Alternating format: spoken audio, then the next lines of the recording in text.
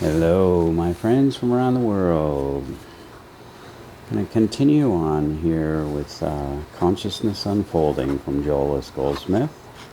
Thanks for joining me here at JP's Path of Awareness. I'm staying with another one of our group in St. Louis, Missouri, with Quran. It's so awesome to be able to share this infinite light everywhere.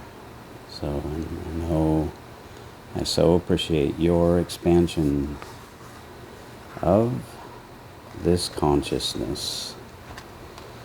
So we'll get right into that awareness of the Spirit. Know that it is the only thing going on right now. There is no time and space.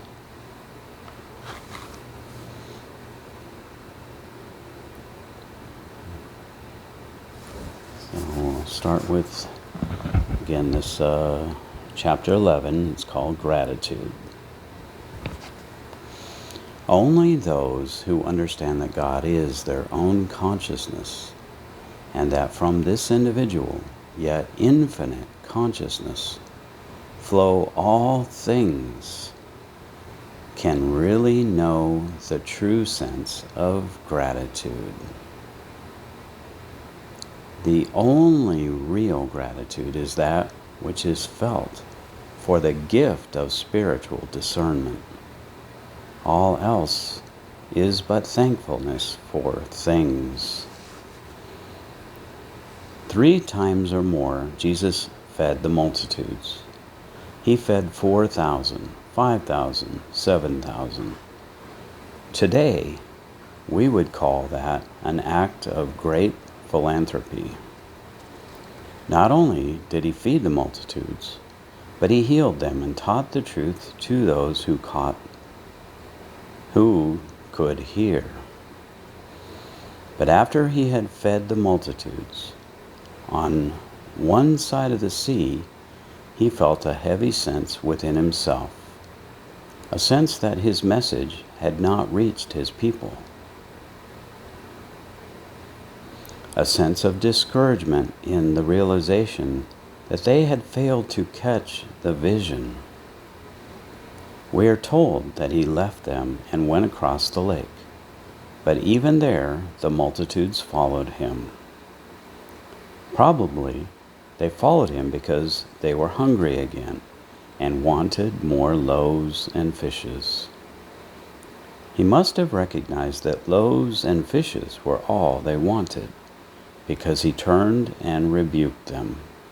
Quote, "You are here because you received the loaves and fishes yesterday, and now you have come back for more of them. Why is it that you did not see the miracle? Why is it that you did not see the principle that produced these loaves and fishes?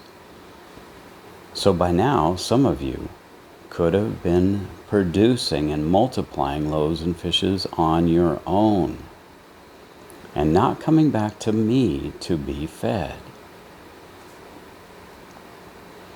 How often he healed the multitudes, how often he healed individuals, and how little healing power any of those people manifested themselves. How great was his sorrow when he said, "Jerusalem, Jerusalem, I would love to tell you and show you, but you cannot accept it." Those people whom he had healed and had supplied were grateful.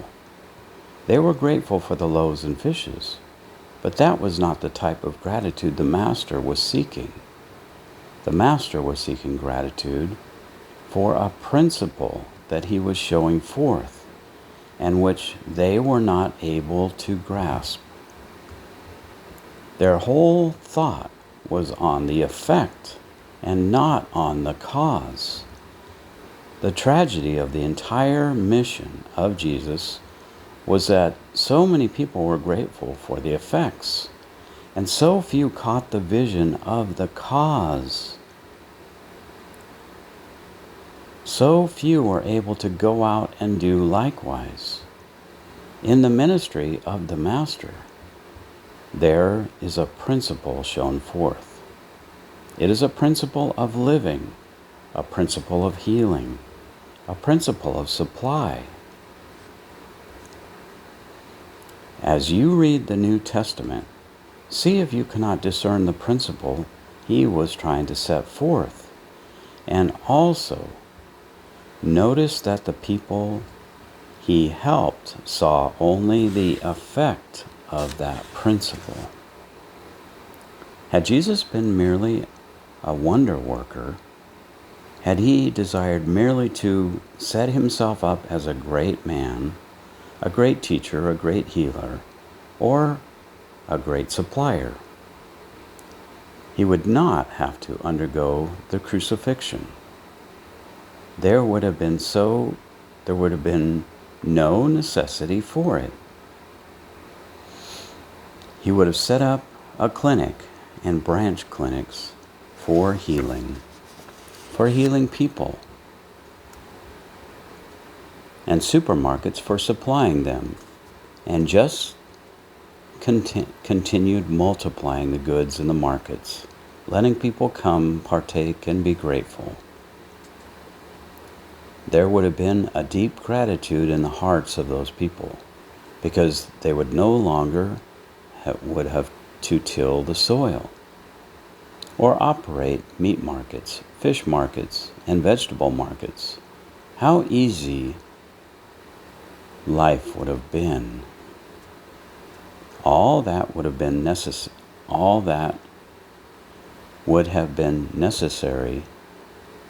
would have been to get to the store where Jesus was multiplying loaves and fishes. Or how easy it would have been to go to the clinics where his disciples would have established themselves and would be saying, "Come on in and be healed, without money and without price. Well, pay a little mite if you like, a little offering, but come and get rid of all your diseases. We'll do it for you." Oh, the people would have been so grateful.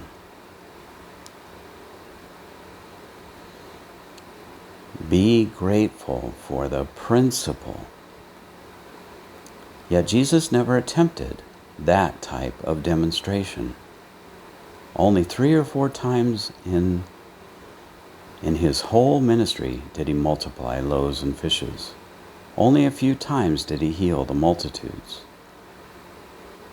If you had noticed Jesus walking up and down by the shores of Galilee, you would not have found him looking around for sick people to heal. Usually he passed by them, but they ran after him, calling out, "Oh, Master, Master, heal me." Yes, his people were grateful for the loaves and fishes, and would have continued to feel that sense of gratitude had he kept on giving them effects, and more effects. But that sense of gratitude, a gratitude for effects, was not the type of gratitude for which he was looking.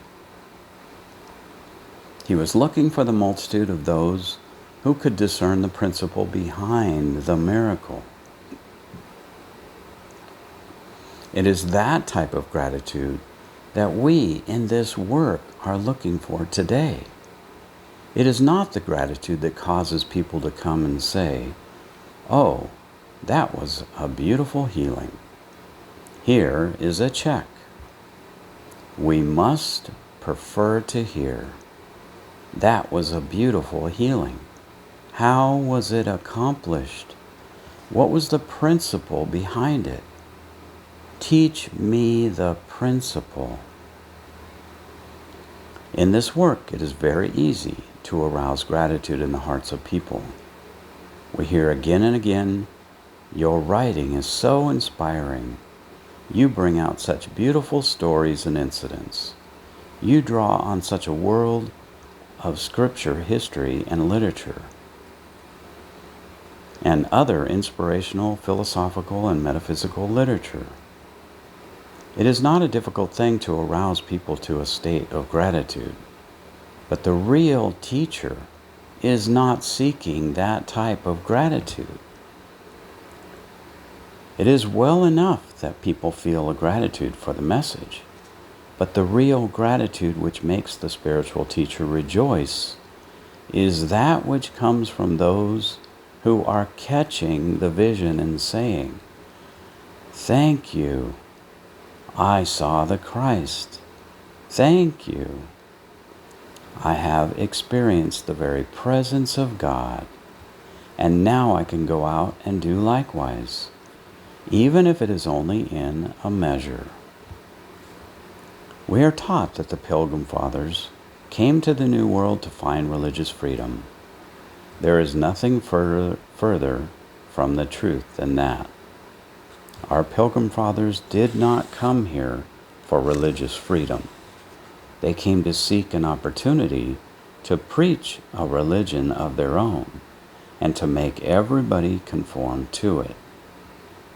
The moment anybody dared to disagree with their religious practice, even though they themselves had been dissuaders, he was forced out of the colony. There was a little of religious freedom in those early days. Anyone who, like Roger Williams, would not conform to the established religion was exiled from the colony because the colonists would permit no deviation from their prescribed form of worship. It is not in the nature of most people to want religious freedom. What they really want is the freedom of practice, to practice their own religion, and then to force it upon the rest of mankind. That was the colonists' interpretation of religious liberty. At the first Thanksgiving, the pilgrims gave thanks, not because they had found a land where they could practice religious freedom, but because they had formed a land where they could practice their own particular form of religion. They gave thanks for an effect, for something in the visible realm. Had the gratitude of the Pilgrim Fathers been of the kind that we are being taught, it would have been for a principle of real freedom, a principle so universal, so impersonal, that they would have extended it equally to all men. Then their gratitude would have been for cause, for principle, for universal good. But it was not that kind of gratitude. It was for their own safety, their own security, and for the right to do as they pleased. We, in the 20th century, must examine our own attitude toward the giving of thanks. Instead of being grateful that we have a United States of America, which is comparatively free, our gratitude should be for a sense of spiritual freedom, which is God-given, and which can never be interfered with by man whose breath is in his nostrils, nor by any form of government that he may devise. Governments change, administrations come and go, and if our gratitude rests on a satisfaction in these forms, and only in the forms, we may find ourselves rudely awakened. The forms can too easily shift from our concept of good to our concept of evil. Therefore, instead of being grateful for the effect, since human form of government, some human form of government, we on the spiritual path, have learned that our gratitude should be for a principle of government, and for the fact that we had discovered enough about the principle to maintain it and sustain it in individual and collective consciousness, so that no man or group of men can tear it down. When you learn this, we shall have learned a higher sense of gratitude. It is the same with healing. Instead of being grateful for a physical healing, or grateful for your income has been doubled through a practitioner's work, or grateful that business is better, be grateful that there is a principle that will do these things for you, and that the principle is available to you. Turn your thanks and gratitude into gaining a realization of the principle that is involved. There was a time when it was thought that only masters had access to this principle. One had to be a priest, a rabbi, or a minister in order to know their great principle of healing. Then everyone else would come along and say, "Oh, how wonderful you are. Please do me this great favor." Today, this principle of life, which includes the principle of healing and the principle of multiplying loaves and fishes, is available to you and to me. Nobody has a monopoly on it.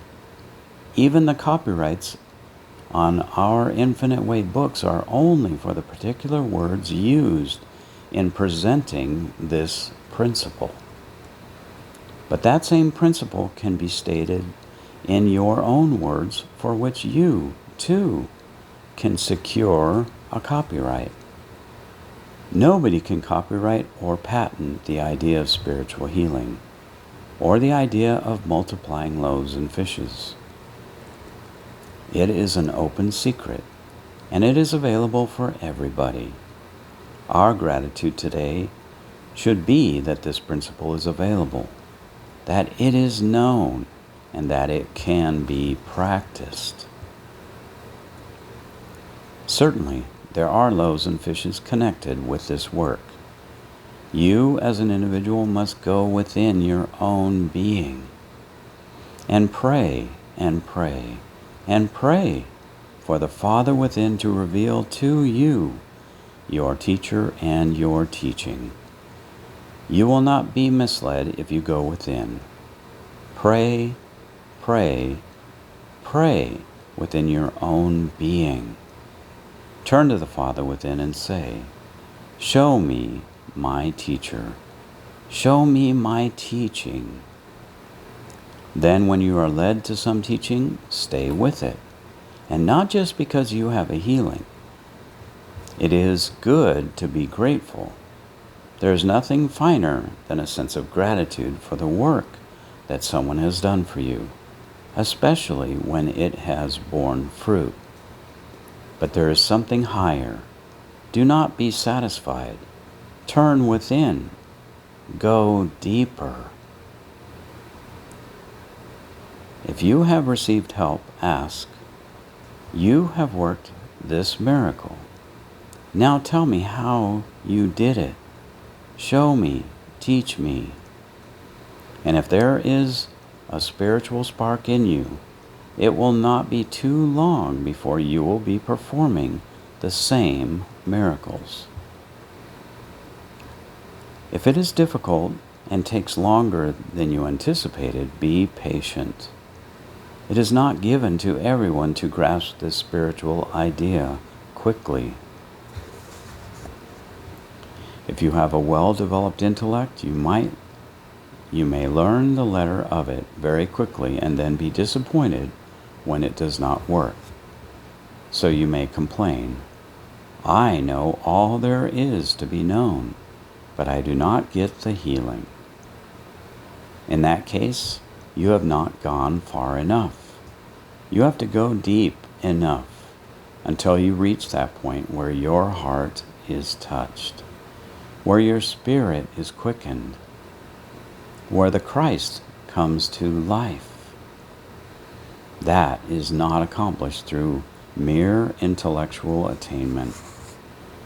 There are others of you who may not grasp it so quickly, intellectually, but do not be disturbed about that either.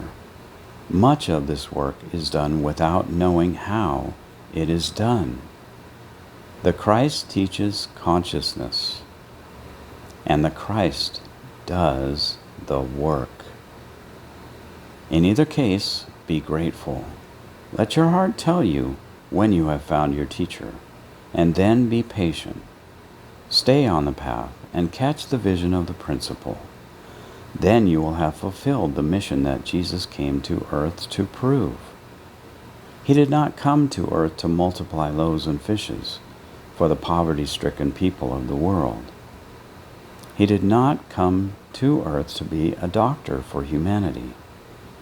Jesus came to earth to reveal the principle of the Christ. If you are satisfied with anything less than that principle, you are not really interested in the Christ mission. There is not a teacher of spiritual wisdom or a practitioner whom the Christ has touched, who is satisfied merely to multiply loaves and fishes for you, or to heal your body. His only aim and desire is to do that for you in order to show you that this is the principle and that this is the way. You remember, do you not, that when John the Baptist was in prison and no one came to rescue him, he began to doubt as to whether or not Jesus was the Christ. For years he had gone up and down the countryside telling the people about Jesus. Now, here he was in a dungeon and had not been shown the way out. He sent word to Jesus. Do you remember Jesus' great answer? Go and show John again those things which ye do hear and see. The blind receive their sight, and the lame walk. The lepers are cleansed, and the deaf hear. The dead are raised up, and the poor have the gospel preached to them. That's Matthew 11. That is the Christ ministry. You notice that he did not say, yes, I am authorized. Here is my diploma. His answer was, the sick are healed. That is the answer. When your ills of the body or mind or morals or purse are being healed, when your consciousness is being lifted into a higher sense of life than the material one, then whoever is doing that for you is showing you the principle, or he could not be doing it. No teacher or practitioner wants to be engaged on a permanent monthly basis to do spiritual healing work for you. What he wants is for you to say, please show me the way. Then, from there on, it is up to you. I have never known of a teacher on this path who has been touched by the Christ, who was not eager to teach this principle to anyone, and everyone reaching out for it. A teacher becomes weary only of those who keep coming to him saying, well, yesterday it was the left corn, now it is the right knee, and oh, that left hip. We practitioners love the healing work. We never outgrow our love for it. But we love it only for the reason, for one reason, and that is because sometimes it leads our patients to say, yes, I had a healing. Tell me, how was it done? If by chance one of us should develop into the ablest healer in the world, Do you realize that in his entire human span, he could not heal very many people? It would be only a drop in the bucket, those few thousand, few hundred or few thousand, or even a few tens of thousands that he could heal. But if one individual could be responsible for even 3 others going out into the world and doing what I am doing, or what you may be doing, we would have multiplied our usefulness 3-fold in the doing. In fact, more than 3-fold, because each one of those in his turn might find 3 more to send forth to do likewise. Do you see what that one drop of Christ consciousness would be doing out in the world through multiplication? It is the same with every spiritual teacher. It is the same with every spiritual practitioner. It makes no difference whose banner we are under, or whether we are under any banner at all except the Christ itself. The point is that if everyone who can do a little healing work would teach just one other person to do healing work, in a very few generations, the world would no more find a cause for war than you or I would have cause for quarreling with one another. The Spirit wipes any desire for fighting out of us. It erases all intolerance, injustice, or any lurking sense of dishonesty or sensuality. In other words, that Spirit which is loosed in those of us who gather for no other purpose than for the unveiling of the Christ, for no other purpose than for learning the true meaning of gratitude. That Spirit alone would change not only our own lives and bodies, but our relationship with tradespeople, with employers and with employees. The whole life of our community would be transformed. Summary of the letter of truth. Somebody may say, "This is a beautiful idea, but would I be capable of doing this? Is it given to me to be able to do this?" Why not? God is no respecter of persons, and the letter of truth is a very simple thing to master. In less than 5 minutes, you can learn all the letter of truth that has ever been written in any Bible of the world. From there on, it is not a question of whether or not you know enough truth, but whether or not you love this life. Whether you love this purpose enough to live it and to go out and demonstrate it. To show you how simple it is to know the truth that makes you free. I shall sum it up very, very briefly for you. Remember that Jesus said, "Know the truth, and the truth shall make you free." 1 John 8:32. He did not say, "The truth will make you free." He said, "Know the truth, and the truth shall make you free." What is the truth that we are supposed to know? In the first place, it consists of knowing what God is. Everyone must know what God is.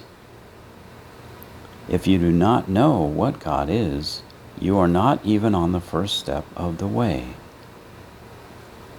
How do you learn what God is? From the revelation of Jesus Christ, and from those who are expounding the principle of the Christ. If you turn back to Jesus Christ, you will find that he said, "I am life eternal. Did you ever stop to think of the meaning of that statement? What difference does it make whether or not I am sick or well? If I am going to live forever, it takes the fear right out of disease. I am life eternal, not I will be eternal if I learn some truth. You do not have to learn any truth. You are already life eternal. And that is the only truth you have to learn. I am truth. I am spirit. I am soul. I am divine. The Master said, "Hast thou not known me, Philip? He that hath seen me hath seen the Father." John 14.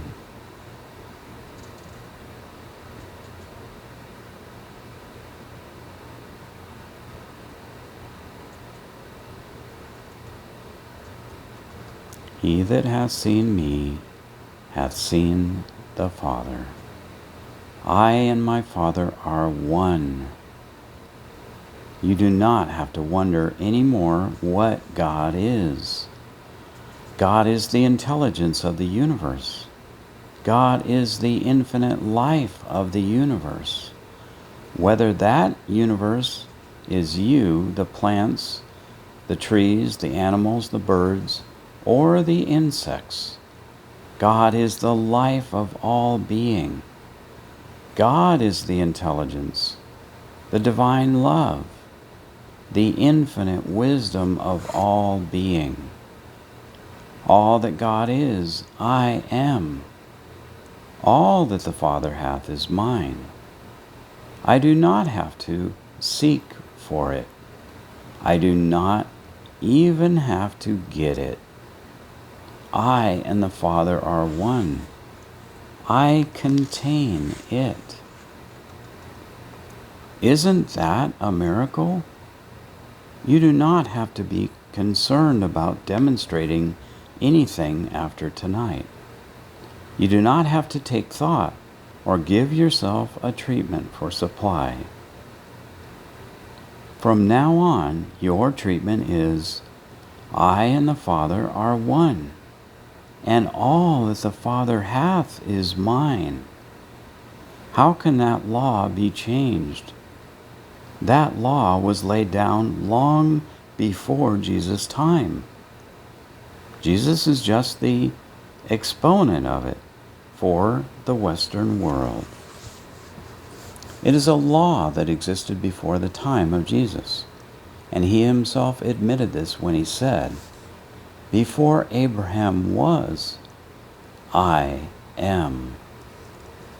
It's in John 8:58. Before Abraham was, this truth is. He also said, I am with you always, even unto the end of the world. This truth which existed before Abraham, this truth is going to be with you until the end of the world. What truth? This truth. I and the Father are one, and all that the Father is, I am. Son, all that I have is thine. The place whereon I stand is holy ground, and if I make my bed in hell, lo, I am there. Why? Because this is not just God. This is I and the Father. And I and the Father are one. Wherever I am, God is. Where we are one. Wherever God is, I am. We are one. And wherever God is, all that the Father hath is. The eternal life of the Father is my eternal life. The immortality of God is the immortality of my being. The immortality of God is the immortality of my body, since my body is the temple of the living God. Since God is the substance of which my body is formed. God is the infinite substance of the universe, divine spirit, of which this universe is formed, and even of my body, which is as immortal as my life, or my mind. You cannot separate your life or your mind except in belief. And when you do that, there is a funeral. But you bring about this funeral by accepting the world belief in a separation between God and God's creation. Since God is the consciousness of you, and since the consciousness is unfolding and revealing itself as form, which we call creation, you cannot separate God from its creation. That is why the sun and the stars and the moon keep going on and on and on. Nobody believes that you can separate God from the sun, moon, and stars. People only believe that you can separate God from your body. Get over any such belief. Remember, I and the Father are one. God is the substance and the intelligence of this universe. And that means God is the substance and the intelligence of my being and my body. My body is the temple of the living God, and God is flowing through it. All that the Father hath is mine, and to be demonstrated, not to be achieved, but mine now,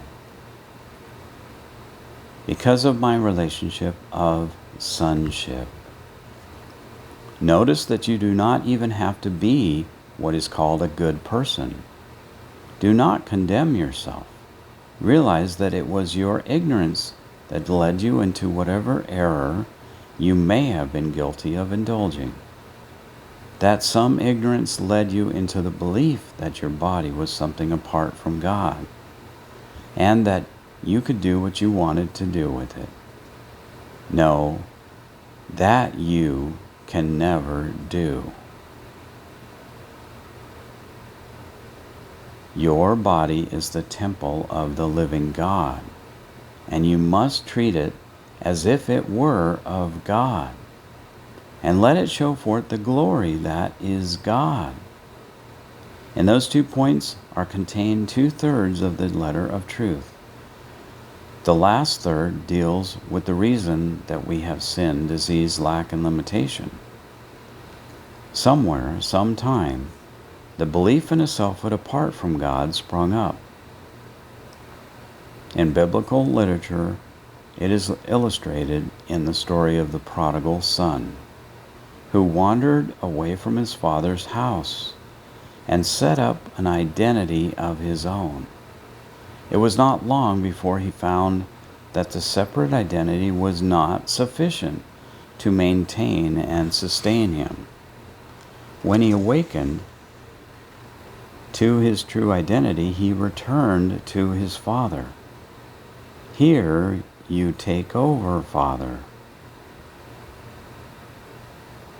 Be the mind of me and the life of me. Here you take over, Father. Somewhere in history, the human race, or what we know now, or what we now know as the human race, wandered off away from the Father consciousness and decided, I can make a living for myself. I want to be an independent being. I would like to do with my own life what I choose to do with it for a change. That's set up an identity apart from God. And from that minute on, we have had to work for a living. We have had to work to support our body, home, business, and community. Yet all we have to do is to realize, Father, all your wealth is mine. All your life is my life. All the intelligence of you is the intelligence of me. And I am a witness to all thou art. I am that place in consciousness through which you can manifest and express. The minute you realize this, you are aware that all error is merely the belief that you are an identity by yourself, something separate and apart from God, and that you have a life to support, a body to feed, and a house and clothes to maintain. But all that is an illusion. The truth is that your life and your body are for God to maintain and sustain. You have been taking that prerogative away from God and setting yourself up as something apart from God. An actor on the stage sometimes plays the part of a beggar, for which he may be paid $5,000 a week. But how unfortunate it would be for him if he really believed himself to be the character he was playing, and thereby separate himself from his $5,000 weekly salary. How ridiculous it would be for him to believe that he was a beggar, just because he was acting the part in a play. But that is what we have done in this human experience. We have set up our own identity. We have called ourselves beggars. We have believed ourselves not fit to sit at the feet of the Master. People forget that these human experiences are parts which they are playing in a dream of ignorance. In reality, the very one who is playing it is the child of God, the offspring of God. God manifested. In fact, He is God's own being, itself in individual form and expression. Will you believe me when I tell you that this is all there is to be known of truth? I do not care how many books I have written about it, and shall continue to write. That is all I have ever said in any of them. So far as the letter of truth is concerned, I may have gone a step further and pointed out that what has just been said constitutes treatment, and then have gone another step to emphasize the insomuch as this is only the letter of truth. It is not enough. After you have stated the truth, affirmed and reaffirmed it in your own consciousness, sit back and wait for the still, small voice to confirm it, to give it the click, and then your demonstration is complete. This is the truth of being. Of itself, however, it will not be enough to enable you to heal or to be healed. One step more is necessary, and that is the spiritual awareness of this truth, that you cannot get from a man, from a woman, or from a book. That you have to get from the Father within you. After I have told you this truth, and after you understand it, there may be enough of the fire of the Christ in my consciousness to set you free from some particular discord at this moment. Then have been There have been enough testimonies of healings that have taken place to know that this is true. My 32 years in this work and my great love for it have engendered enough of the divine spark in me so that some are lifted up and experience healing. That is an effect of my consciousness. But you yourself do not have the principle until you can bring it forth as healing. Be grateful that you have touched the Christ. The letter of truth is the foundation upon which all of your treating is done. You can, from this simple truth, build yourself hours and hours and hours of treatment. But do not stop with that. The letter does not heal. The Spirit does the work. After you have made your declaration of truth, sit back and develop that listening attitude. Listen for that still, small voice. All of a sudden, you will feel something within you. It may be a glow. It may be just a little sensing of something. It may be a catching of the breath, or it may be light. You may see a brilliant light, or you may see a whole room light up. It may be that, like Jacob Boehm, you will be able to see behind all nature, right through the rose bushes and grass and through the trees, through all appearances, through all forms. If you are just silent enough, you may have any kind of mystical experience. You may find yourself tuned into God, so that you really can say, I have seen Him face to face.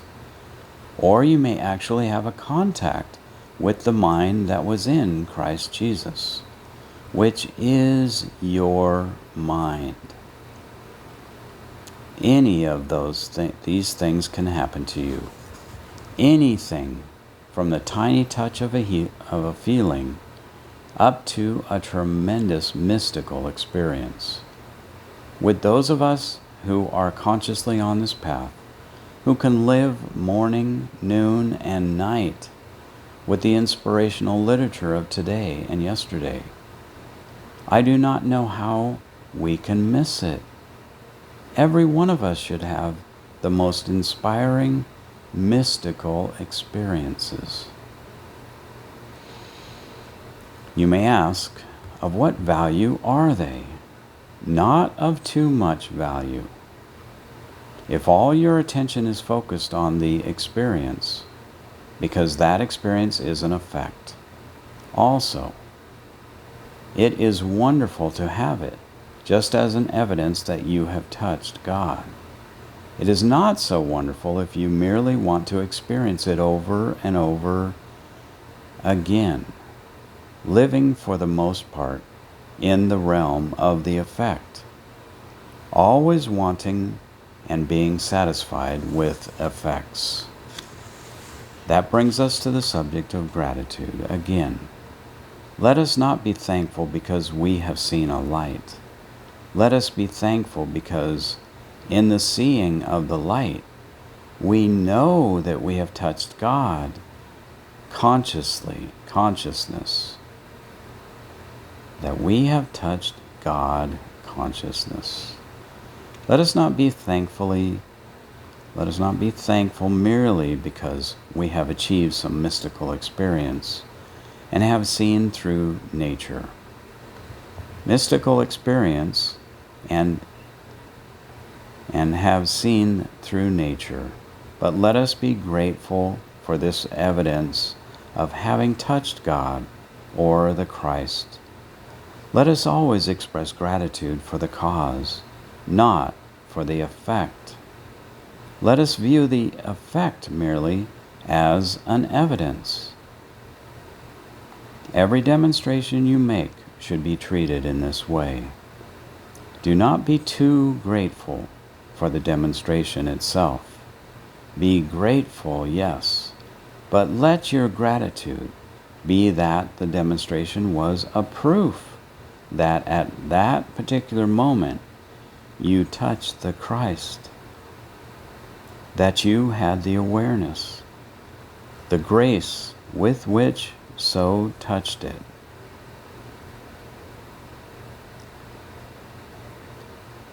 The grace with which to touch it. That is the real sense of gratitude. Coming back again to the Master's teaching, you remember that he said, I have meat to eat that ye know not of. John 4:32. Whosoever drinketh of the water that I shall give him shall never thirst, but the water that I shall give him shall be in him, a well of water springing up into everlasting life. John 4:14. That is the point that I have been making about gratitude. Remember, the Christ has a meat which will produce all forms of good for you.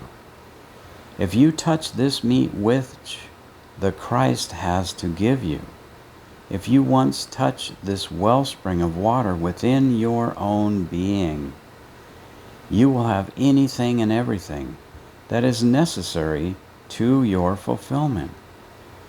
But your desire then will not be so much for the forms as it will be for the continuous sense of joy that comes from knowing that this Spirit within will flow forth in and as whatever form you need at any moment.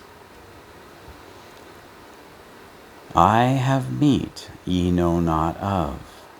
I have substance and awareness, a principle, so that I do not have to be defendant. I do not have to be dependent on thing, circumstance, or condition in the outer realm.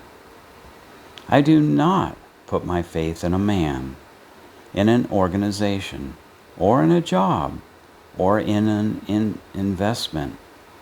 If all these things were taken away, I still would have a consciousness from which all things would flow.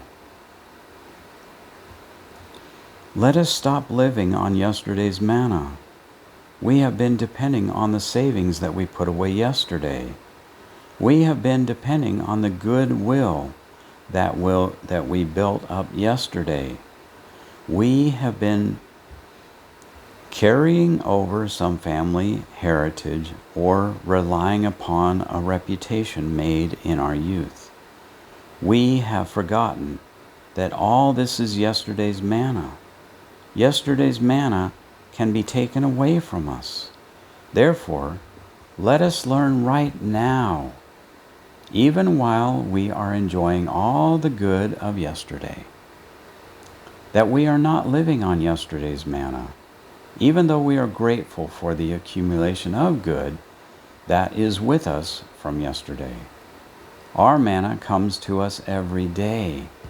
Let us learn to be grateful for a principle which enables us, no matter what the human scene may be, to have the meat ye know not of. Remember, God is forever unfolding, disclosing, and revealing itself in my individual consciousness. Therefore, all good flows out from my consciousness every moment of the day or night. God is my own consciousness. Where I am, that consciousness is. Where that consciousness is, I am. Therefore, right at this moment, all of the good I need, all that I shall ever need, is flowing out from the center, right where I am. All that God has, God, infinite divine consciousness, my consciousness is showing forth. I do not have to fear age, because my consciousness will forever be the infinite source of my supply. God, individualized as my consciousness, will be the source and fount of my supply unto eternity.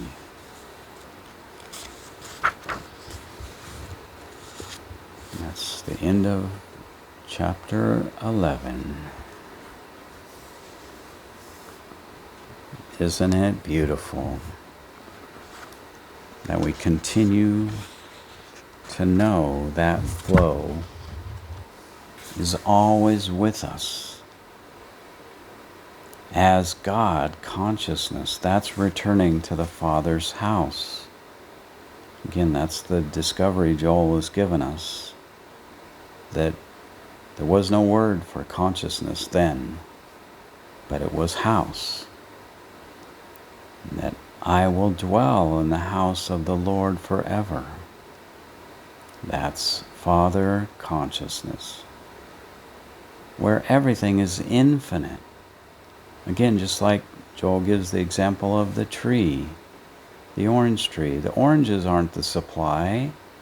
The supply is in the tree. It never will stop producing oranges. That's within you. He does that article, The Tree of Life. I have titled that under my recordings, under Joel's works and writings.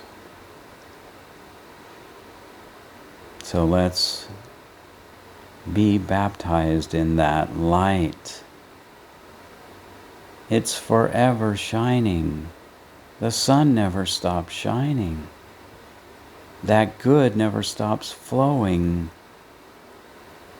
And it's not coming from some effect.